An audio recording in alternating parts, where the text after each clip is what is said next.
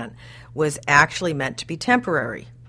And that now they had done it, and it was successful, and it was a small amount of money, and it didn't matter because the states already had set up these programs. And certainly they wouldn't defund them. That proved wrong. And even when the program got renamed LEAP, the interest in the education committees was to take away that misnomer, take away the word incentive grants so that it couldn't be used as an excuse to defund the program. That held it on for another decade or so, but eventually in the economic downfall, it got completely defunded. Can you tell me about any debates that you were involved in surrounding either SIG or LEAP? Either SSIG or LEAP program? Yeah, were there any debates going on about the efficacy of them? Yes, there were always debates on the efficacy of LEAP and SSIG, and the primary debate was whether or not it was supposed to be a temporary program or not. Then there was an other series of debates when community service came in and was very popular in the early 90s. And so the idea was, should we give the money to states instead to set up community service programs? And some money could be used by states. That provision was put in on SSIG. Again, always trying to find a new way to reinvent the program so that it would sustain itself. And finally, when LEAP became redesigned, it allowed states even more flexibility in how they set up the programs in a hope that it would get states to permanently buy into the grant program. Can you tell me about the 15-hour rule for work study? What was the original? Sure. The work study program for a number of years had a requirement in it that a student couldn't work more than 15 hours. And the reason for that is because the earliest completion and persistence studies that we have show that a student who works on campus is going to be much more likely to complete and succeed in college. And if they work 15 hours, that's the ideal amount. That gives them actually students who are busy we see some of the same evidence with sports. A student that has outside activities in addition to their studies has to better plan their studies. And so it becomes actually kind of a planning tool. You get to the point beyond 15 hours and it starts to detract and take away from your academic studies. On campus, also very, very important that campus-based aid be used on campus, not that we don't have programs where campuses are in partnership with businesses or with community service. Those programs can be good too. But the best piece to bring a particularly low-income student in and feel part of the campus community is to work in the campus community. And so those requirements in work study combine the 15-hour rule, the on-campus, the primarily creating jobs on campus, were really designed around persistence and ownership among students to help completion. I didn't say that. Why was the 15-hour rule removed? The 15-hour rule was removed at a point where the minimum wage was such that, and the amount students were earning on campus was such that we found out that a lot of work study students were actually taking a second job to make up the gap. And the decision was that while in general we hoped students wouldn't have to work more than 15 hours a week, that there may be some cases where it made more sense for a student to work 20 hours on campus than 15 hours on campus and 20 hours off campus, which actually really then starts to take away your chances of completion. Gotcha. I just want to talk about simplification a little bit. Yeah, one more question on this. Were you involved personally with any significant debates around campus-based aid? There were a lot of significant debates in the early 1990s. Community service was one of them. Senator Wofford had been elected from Pennsylvania in a special election after Senator Hines had been killed. And he came in and he had a long and very illustrative history in national service. And there was a big effort to, among national service friends, and these were dual, for many people, these were joint goals. But they became conflicting goals in the sense that many national service advocates believed that all of college work study, as it was then called, now federal work study, should go just towards students and community service. All the jobs should be community service. And ultimately, there was an agreement that every college had to spend at least 7% of their federal work study money on community service, and they changed the matches and other things to encourage that. So just really one question about simplification. If you could just tell me a little bit about the simplification debates that were happening during the 92 amendments, or any kind of key legislative moments in which you were involved? Yes, the simplification debate and the ability to get the FAFSA created was probably the most difficult, but the single most important achievement in 1992. It was very difficult because even though a free application and a simple needs test had been put in the 86 amendments, only 30% of all college students were actually filling out a free form. It was, we were against a massive marketing effort on the profile form from College Board. It was used on most campuses, whether those campuses had their own money or not. And we were really taking on a whole thought pattern on what the application for student aid process should be like, be about, what elements should be measured. And the real challenge with the profile was that it was essentially set up to measure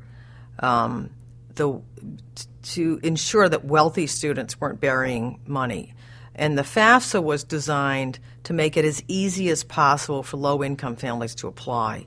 So we made a conscious decision that the FAFSA was going to be developed and the need analysis that went with it, with the low-income family in mind first. And if the consequence of that was that there might be a higher income family that didn't deserve an in-school interest subsidy on a student loan and they got it anyway, we just didn't care. And that it was much more important to ensure that a low-income family knew that aid would be available and could apply for it than it was to worry about whether some wealthier student was going to be charged interest while they were in school or not, because that's really what it comes down to. That's only the only difference between for a wealthy student on what their expected family contribution comes out to. But it was a very difficult battle. It went beyond the act. After the law passed, we literally had to work with the Department of Education on the MDE contracts that the College Board had in order to put pressure points in the contract that they had in order to really kind of ultimately get the profile from not being used. Even now in the private nonprofit colleges, which I represent, which have the most institutional aid, about 70% of them use the FAFSA in nearly all the public colleges. Now, there were other provisions put in there for simplification for low-income families that have never been appropriately implemented. They were envisioned in the law. They're allowed in the law. We paid for the scoring to make automatic eligibility on certain programs, and it's a real disappointment that for all the talk about simplification now, we're back with some of the risky ideas that existed in the early 1990s as a solution, which could get us actually back to the situation we were in before 1992. So the issues haven't changed much. I was looking at some of the historical papers from the 1992 reauthorization, and I was looking at the 5 key issues in the 92 reauthorization, and we could cut and paste those, and they are the issues of today. Their simplification, their completion, their integrity for the student aid programs, they're getting students early identified and keeping them in the pipeline who are at risk. And it's amazing to look at that. And it's student indebtedness. That was the 5th one. And they're exact same issues that we're looking at today. Can you describe some of the riskier ideas from the early 90s that you discarded? Yes. We discarded the idea of FAFSA on a postcard. It's exactly the same phrasing that's being used now, because for a couple of reasons. If you ask too many questions, you discourage low-income families. If you ask too few questions, you will create a market for an alternate form among the states, among the institutions that have a lot of money, and they have to be responsible for giving out that scholarship money appropriately. So they do sometimes need to ask additional questions. So the key with the FAFSA is to make it long enough to have integrity and short enough to be used. And it's a delicate balance.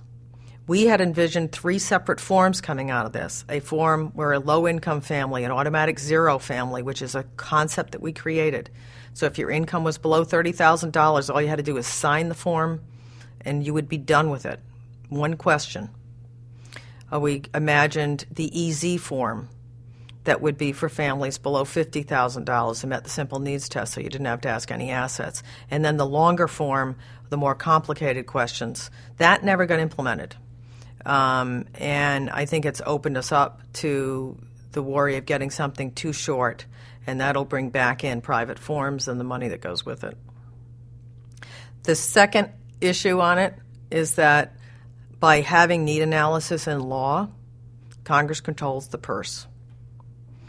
And the need analysis and the FAFSA just reflect what's in the FAFSA reflects what's in the need analysis that's in the law. And Congress was very intent in both political parties in deciding what the distribution of student aid was going to be and what the eligibility was going to be, and not giving that over to the administration. Just a concluding question, if that's okay with you guys? Or Yes, did you how wanna do- important is the Clinton Gingrich thing? Do we need to get that right? We're not gonna do it on this, we're just gonna stay on. Yeah, we're just gonna zoom in. At what point do you wanna do that? Oh, I don't, we're about done, I thought we were just gonna, you can zoom in now if you want. Okay, yeah, let's cut. So we'll cut now. And cut time. Sure, got a new clip. I never smiled. That's okay. I We're forgot. Actually, just go ahead and. And let's go ahead and slate it. Take 3. You're good. You're good. Can you please describe the Clinton Gingrich Student Aid Alliance?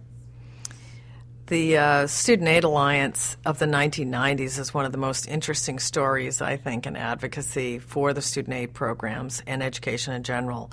When the contract with America came out in 1994, with the 1994 election, there was a lot of, which was Gingrich's budget plan. There was a lot of education cuts proposed. There was $20 billion in education cuts proposed for student aid alone, and with a lot of vague language about coming back to other programs after that $20 billion was taken out of the student loan program. And higher education really organized itself. Had every single one of the budget hearings on the contract with America around the country was held at a college auditorium.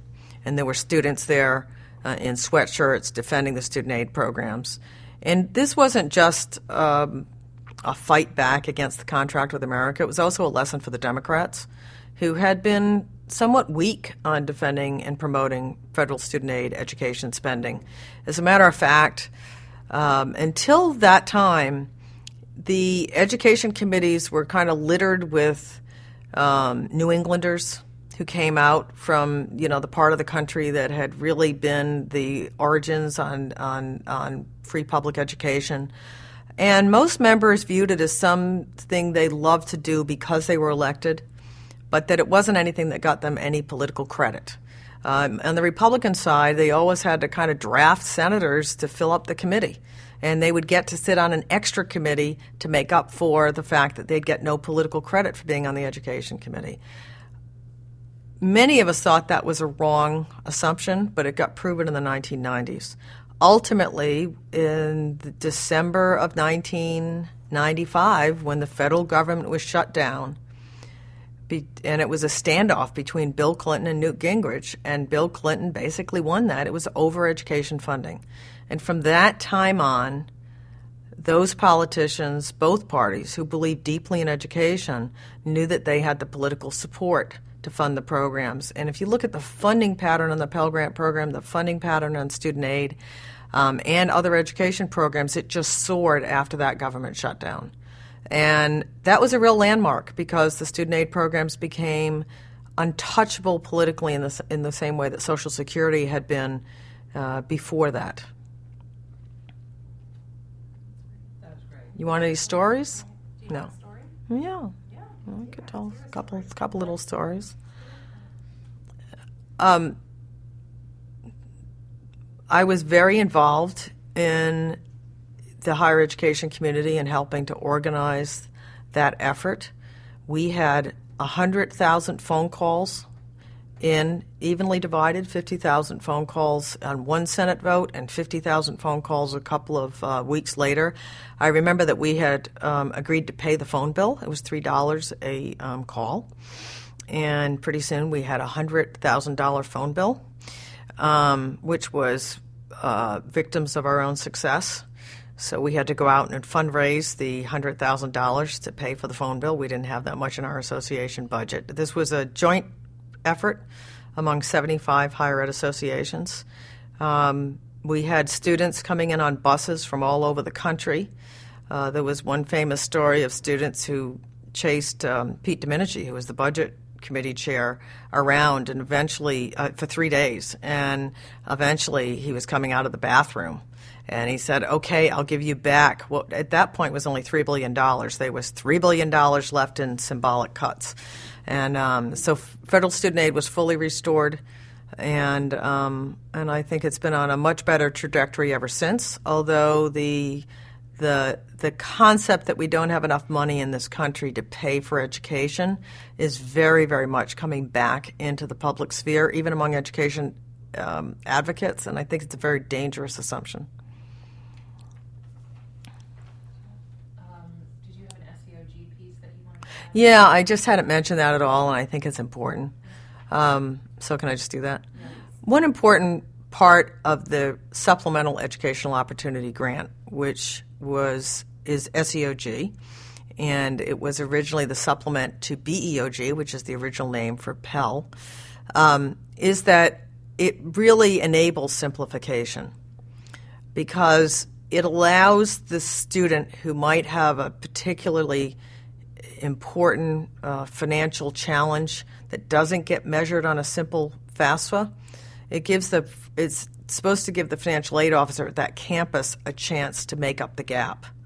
And so SEOG becomes very important in filling in the cracks and allowing individual cases for students who might fall out of a national need analysis test.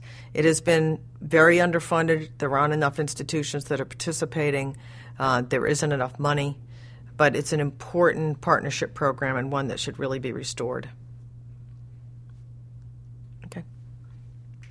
All right. Questions? Yeah, I mean, I think we covered everything. Unless, do you want to do the greatest achievements, disappointments?